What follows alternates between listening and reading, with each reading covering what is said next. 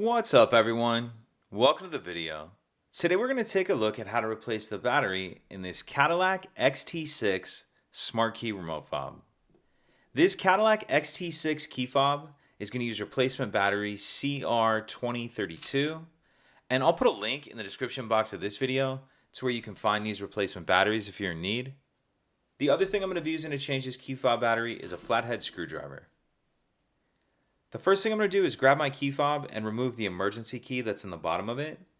That's done by pressing this release on the side that my thumb's on, and the emergency key will pull out like that. We can just set that to the side.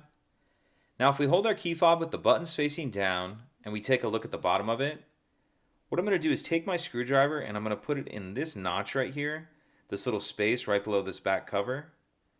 So I'm going to stick my screwdriver in that notch like that. Then I'm just going to twist my screwdriver like I'm opening a lock with a key.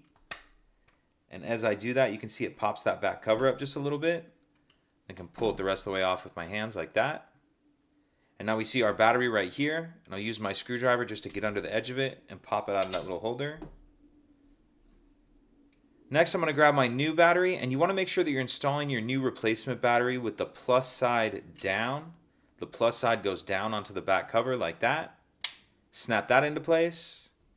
Then we can snap our back cover on. Slide the emergency key back in. And that's it. If you could take a second to like and subscribe, it helps us out, and I'd appreciate it. Thank you.